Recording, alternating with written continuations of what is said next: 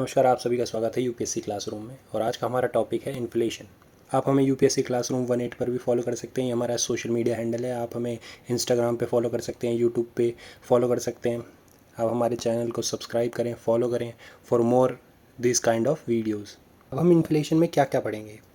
Inflation में first chapter हम पढ़ेंगे कि इंट्रोडक्शन टू इन्फ्लेशन, मतलब इन्फ्लेशन क्या होता है। सेकंड में हम पढ़ेंगे type of inflations. Third chapter में सीपीआई क्या होता है, डब्ल्यूपीआई एंड जीडीपी डिफ्लेटर क्या होता है। फोर्थ हमारा होगा cause of inflation in India. Fifth food inflation क्या होता है। सिक्स चैप्टर में हम पढ़ेंगे आरबीआई एंड उसकी मॉनेटरी पॉलिसी। चैप्टर 7 में repo rate, reverse repo rate, CRR, CLR, MSF, SDF, OMA, ये बड़े इंपॉर्टेंट टर्म्स हो जाते हैं। इसमें यूपीएससी बहुत बार प्रीलिम्स में क्वेश्चन पूछता है। चैप्टर 8 में inflation targeting and monetary policy committees, monetary policy committee बहुत सारी बनी है। चैप्टर 9 में हम पढ़ेंगे inflation and economical growth. Chapter 10 में हम पढ़ेंगे impact on different sections of society, कि इन्फ्लेशन का डिफरेंट सेक्शंस ऑफ सोसाइटी पर क्या इम्पैक्ट पड़ता है। चैप्टर 11 में हम पढ़ेंगे current affair related to inflation और लेटेस्ट डाटा जो 2026 का है इन्फ्लेशन का। चैप्टर 12 में हम पढ़ेंगे यूपीएससी पीवाईक्यू जो रिलेटेड होंगे हमारे इकोनॉमिक्स से, इन्फ्लेशन से। तो स्टार्ट करते हैं चैप्टर 1, व्हाट इज़ इन्फ्लेशन। अब हम इसमें ऐसे पढ़ेंगे कि हम ज़्यादा डेफिनेशन नहीं पढ़ेंगे, जो इंपॉर्टेंट डेफिनेशन जैसे व्हाट इज़ इन्फ्लेशन, इन्फ्लेशन की डेफिनेशंस क्या है। तो ये आपके ना मेंस में इंट्रोडक्शन बनाने में बहुत ज़्यादा हेल्पफुल होती हैं, क्योंकि आप या तो मीन्स में आप जो इंट्रोडक्शन है वो डाटा से स्टार्ट करते हो, कोई डाटा कोड करके या फिर कोई गवर्नमेंट वेबसाइट कोड करके उसका डाटा, या फिर आप डायरेक्ट डेफिनेशन से स्टार्ट करते हो। तो मैं ज़्यादा फोकस रखूँगा कि हमारा जो कॉन्सेप्ट है वो समझ में आए, इसलिए मैं ज़्यादा एग्जांपल यूज़ करूँगा इसमें। 2025 का हम एग्जांपल लेके चलते हैं कि एक आइटम है मिल्क है, वो 60 रुपये का मिल रहा है और ब्रेड 40 रुपये की मिल रही है। तो ये हमारा टोटल जो एक्सपेंडिचर है वो हमारा 100 रुपीज़ है। मतलब 100 रुपये में हम ये ब्रेड और मिल्क दोनों खरीद सकते हैं। पर वहीं हम 2026 में देखते हैं तो जो मिल्क है पहले हमारा 60 का था, वो हमारा 70 का हो गया। ब्रेड जो हमारी पहले 40 की थी अब वो 50 की हो गई है। तो अब जो हमें सेम चीज़ के लिए 20 रुपये एक्स्ट्रा देने पड़ रहे हैं। मतलब जो हमारे पहले 2025 में 100 रुपये इनफ थे वो अब हमारे इनफ नहीं है। मतलब 20 रुपये जो है महंगाई बढ़ गई है, मतलब 20 रुपये महंगे हो गए हैं ये दोनों प्रोडक्ट। अब इसमें या तो आप ओनली मिल्क खरीद सकते हो या फिर ब्रेड खरीद सकते हो। अब जैसे मैंने कहा कि कुछ डेफिनेशन इंपॉर्टेंट हो जाती है, जैसे हमारी इन्फ्लेशन की डेफिनेशन है। अब इसमें क्या दिया गया है, inflation is the continuous increase in price of good and services over time. मतलब धीरे धीरे गुड एंड सर्विसेज के प्राइस इंक्रीज हो रहे हैं, जैसे मिल्क और bread, which reduce to purchasing power of the money. मतलब आप हम ज़्यादा पैसे दे के कम सामान खरीद पा रहे हैं। जैसे ये ऊपर एग्जाम्पल था आपका, मतलब ज़्यादा पैसे दे के मतलब 120 रुपये में या तो हम अब दोनों चीज़ें नहीं खरीद सकते, क्योंकि हमारे पास तो 100 ही रुपये हैं। अब या तो हम मिल्क खरीद सकते हैं उसमें, या फिर हम ब्रेड खरीद सकते हैं। इन सिंपल वर्ड्स हम कहें, when everything become expensive and your money buy fewer things than before, it is called inflation. ये आप दोनों डेफिनेशन याद कर सकते हो। अब इसमें हम पढ़ेंगे व्हाट इज़ परचेजिंग पावर। मतलब परचेजिंग पावर का मतलब क्या है, the quality of good and services that can be bought with a fixed amount of money. Example, मतलब आज हम 500 रुपये में राइस, वेजिटेबल, मिल्क और एग खरीद सकते हैं। बट आफ्टर इन्फ्लेशन हम 500 रुपये में सिर्फ राइस एंड वेजिटेबल खरीद सकते हैं। तो हम इससे ये समझ में आता है कि जो हमारी परचेजिंग पावर है वो लॉस हो रही है, लॉस ऑफ परचेजिंग पावर, क्योंकि इन्फ्लेशन बढ़ रहा है। ये कुछ रियल लाइफ एग्जांपल दिए हैं, अगर आपको पढ़ना है तो आप ऐसे पढ़ सकते हैं इसे।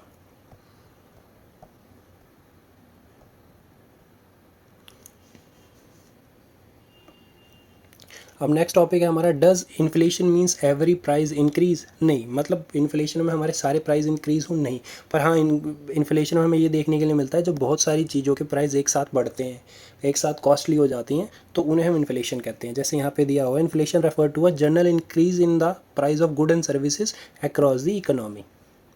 We are providing you UPSC classroom 18 notes. ये आपका 1 मंथ का कंपाइलेशन होगा, जिसमें आपके क्विक रिवीजन नोट्स होंगे प्रीलिम्स और मेंस के पर्पज़ से।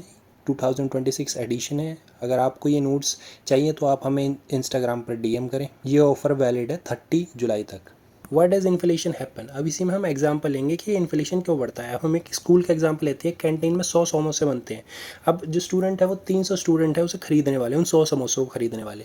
अब होता क्या है, जो कैंटीन ओनर है उसके पास जो समोसों की डिमांड है, मतलब जो खरीदने वाले हैं वो 300 हैं, पर जो उसके पास सप्लाई है वो तो सिर्फ उसके पास 100 ही है। तो वो क्या करता है कि वो प्राइस बढ़ा देता है, प्राइस राइज़ कर देता है समोसों का, मतलब वो समोसे इंक्रीज़ कर देगा, समोसे का प्राइस इंक्रीज़ कर देगा। अब वो समोसे का प्राइस इंक्रीज़ कर देगा कि अब वो जो 100 समोसे थे अगर वो 20 रुपये के बेच रहा था तो अब वो शायद से उसे 25 या 30 रुपीज़ में बेचेगा। जो मेरे पास सप्लाई है वो तो लिमिटेड है, पर मेरे पास जो डिमांड है, खरीदने वाले लोग ज़्यादा है। अब ज़्यादा खरीदने वाले लोग होंगे तो कुछ उसमें ऐसे भी होंगे जो 30 रुपये में भी खरीद लेंगे, कुछ ऐसे भी होंगे वो कहेंगे कि मुझे दे दो एक समोसा, मैं आपको 35 रुपीज़ दे सकता हूँ।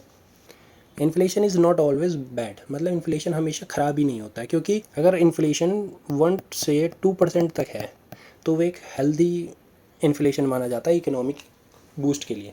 पर अगर वो 5 से 10% हो जाता है तो वो एक्सट्रीम इन्फ्लेशन माना जाता है, जो बैड फॉर इकोनॉमी है। जैसे यहाँ पे लिखा गया है, the small amount of inflation is considered healthy for the economy.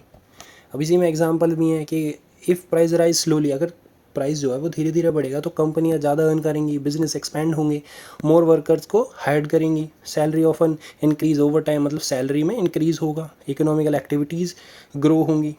अगर इन्फ्लेशन वेरी हाई इन्फ्लेशन होगा तो वो क्रिएट करेगा प्रॉब्लम को।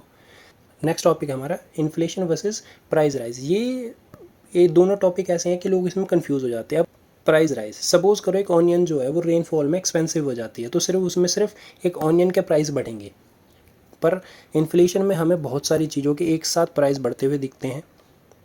जैसे पेट्रोल बिकम एक्सपेंसिव हो गया, फूड एक्सपेंसिव हो गया, स्कूल फीस इंक्रीज़ हो गई, रेंट इंक्रीज़ हो गया। तो इसमें हमें 4-5 चीज़ें एक साथ इंक्रीज़ होती हुई दिखाई देती हैं, मतलब इनके प्राइस हमें बढ़ते हुए दिखाई देते हैं। पर जो प्राइस राइज है उसमें सिर्फ हमें एक इंडिविजुअल प्रोडक्ट के या थिंग के प्राइस हाई होते हुए दिखाई देते हैं। Inflation versus cost of living, अब ये भी एक दो डिफरेंट टॉपिक्स हैं। अब इन्फ्लेशन में हमें बहुत सारी चीज़ों के प्राइस एक साथ राइज होते हुए दिखते हैं, पर जो कॉस्ट ऑफ लिविंग है उसमें एक वन ऑफ द रीज़न हो सकता है इन्फ्लेशन, कि कॉस्ट ऑफ लिविंग हमारा इंक्रीज़ हो रहा है। जैसे एग्जांपल दिए गए हैं कि rent, school fees, transport and food all become expensive.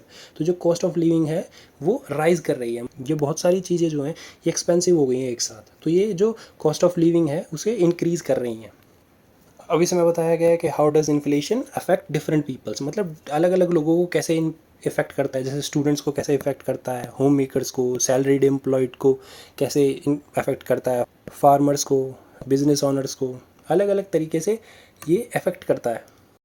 What happen during very high inflation, मतलब वेरी हाई इन्फ्लेशन होगी, जैसे मैंने बताया कि ज़्यादा मतलब 1 से 2% इन्फ्लेशन अगर होती है तो वो हेल्दी होती है, पर जो 15 to 20% इन्फ्लेशन है वो बहुत ज़्यादा हाई इन्फ्लेशन है। इसमें प्राइस जो है वो बहुत ज़्यादा राइज़ करता है, लोग भागते हैं कि हम बहुत सारे प्रोडक्ट को स्टॉक कर लें, डिमांड इंक्रीज़ होती है।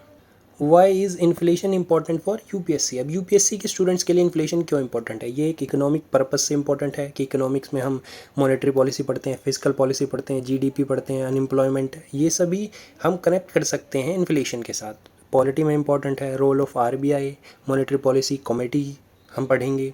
करंट अफेयर्स में इंपॉर्टेंट है कि आरबीआई की पॉलिसी क्या है इन्फ्लेशन को लेके, इन्फ्लेशन का डाटा कैसा आया है, बजट में इंपॉर्टेंट है, इकोनॉमिक सर्वे में हम पढ़ते हैं। इकोनॉमिक सर्वे से क्वेश्चन भी बहुत सारे पूछे जाते हैं। एथिक एंड गवर्नेंस में कि क्या इम्पैक्ट कर रहा है पुअर पीपल्स पर rise of inflation. Some important points, inflation means a sustained rise in the general price level, it reduces the purchasing power of the money. Moderate inflation is normal in a growing economy. High inflation reduce saving and increase the cost of living. RBI aim to keep inflation under control through monetary policy. Inflation affect every citizens from students and homemaker to business and government. अभी कुछ quick revision points हैं जो हमने ऊपर पढ़ा है, वही नीचे आपको शॉर्ट पॉइंट में ब्रीफ में बताया गया है।